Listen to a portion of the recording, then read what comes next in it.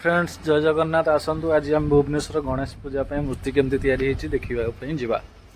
Hello friends बर्तमान आम लक्ष्मी सागर पहुंची सारी ग्रेन्स रेस्टोरेंट पाखे। बर्तमान फ्रेंड्स आमर ग्रेन्स रेस्टोरेंट पाखु जस्ट 200 मीटर 100 मीटर भितर पड़ो। बर्तमान आम जगार पहुंची जाइचु। चलतु भितर को जा देखा कौ प्रकार मूर्ति बना जाए। बर्तमान आम मूर्ति देखुचु। मूर्ति आम जी आगुरी एक्साइटेड थिलु बर्तमान ताठू बहुत बढ़िया भाव में मूर्ति बनई आम निजे भी कल्पना करते सुंदर मूर्ति बना जाइए। तो भितर को चलते आहरी भल भल मूर्ति लगुच अच्छी देखा।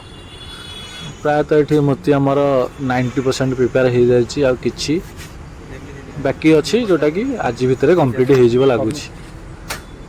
तो भितर चांदी मूर्ति एमती कि बड़ बड़ मूर्ति भी अच्छी। गणेश पूजा टाइम रे जगह को देखिपारे।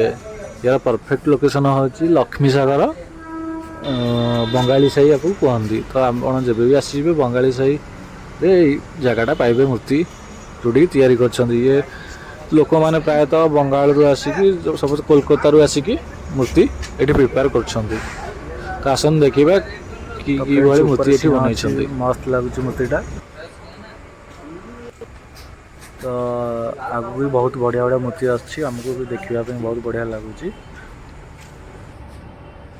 मूर्ति प्रायतः 90% सर जाइए और 10% किछिटा बाकी अच्छी। तो यहाँ भी जल्दी सरज।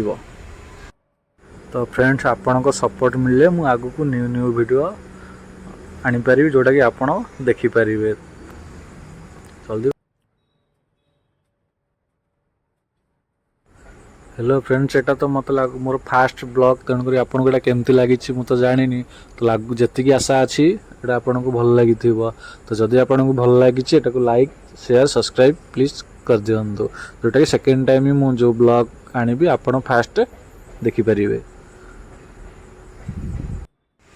तो फ्रेंड्स आगू को विश्वकर्मा पूजा आसी भी ये मूर्ति बना जाऊँगी। तो आपड़ भी आसिकी देखिपारे एवं नहीं पारे एठू मूर्ति।